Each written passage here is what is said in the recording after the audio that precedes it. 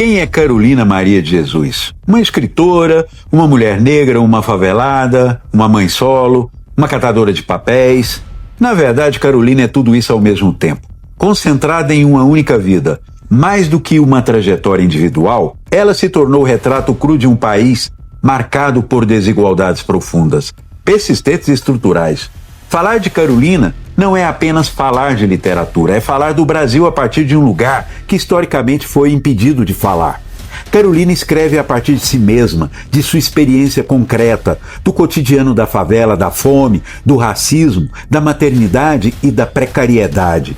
Não se trata de ficção no sentido clássico, nem um relato distanciado sobre a pobreza. É uma escritora que transforma a própria vida em matéria literária e, ao mesmo tempo, em documento social. Ao escrever, Carolina não constrói personagens imaginários.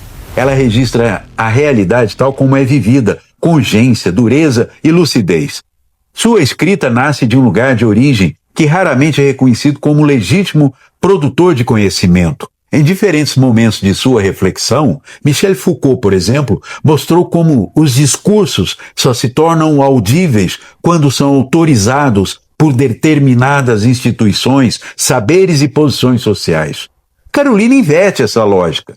Sem formação acadêmica, sem capital cultural reconhecido, sem acesso aos círculos literários tradicionais, ela escreve mesmo assim. Sua escrita não pede permissão. Ela se impõe pela necessidade vital de dizer, de registrar, de existir. É nesse contexto que surge Quarto de Despejo, Diário de uma Favelada. O livro nasce na favela do Canindé, em São Paulo, nos anos 1950. Um espaço tratado pela cidade oficial como margem, sobra, resto. O Canindé não era apenas um aglomerado improvisado às margens do rio Tietê. Era um território socialmente produzido para não ser visto, habitado por uma população empurrada para fora dos circuitos plenos da cidadania. Barracos de madeira, ruas de terra, crianças descalças e quase nenhuma presença do poder público. Carolina escreve desde esse lugar, e é exatamente isso que torna sua obra tão incômoda.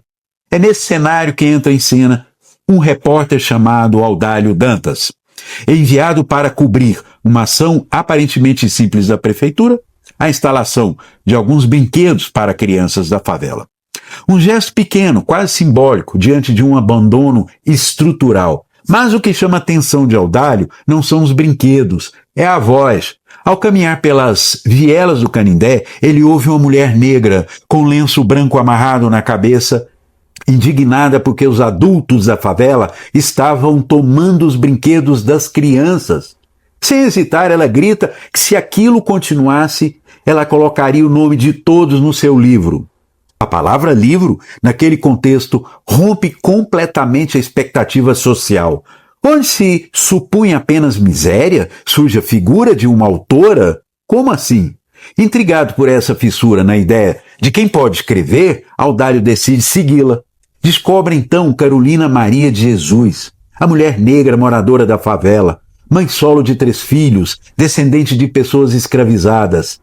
Ela o leva até seu barraco, um espaço mínimo construído com restos de madeira e tábuas reaproveitadas. Dentro daquele ambiente marcado pela precariedade, ele encontra algo improvável: cadernos velhos, papéis recolhidos do lixo, recortes de jornal, páginas e mais páginas escritas à mão.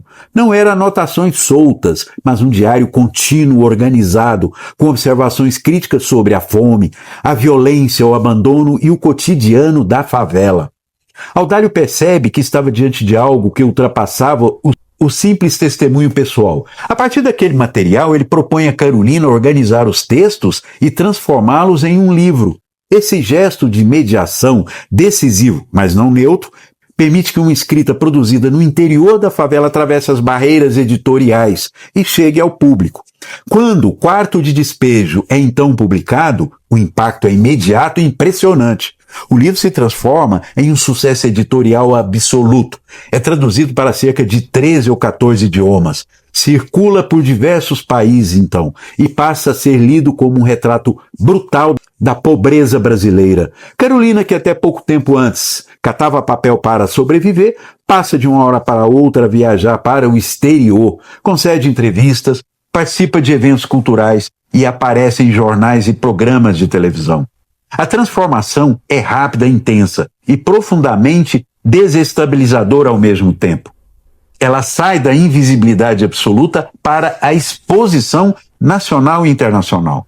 Esse sucesso, no entanto, não elimina a vulnerabilidade. Muitas vezes, ela até aprofunda. Carolina passa a ocupar um lugar ambíguo, é celebrada, mas não plenamente integrada.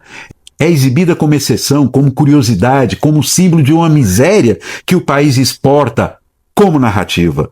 O reconhecimento não vem acompanhado de estabilidade material duradoura, de proteção social ou de inserção efetiva nos espaços de poder cultural.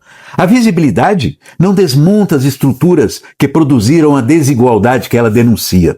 A própria trajetória da favela do Canindé ajuda a entender esse paradoxo.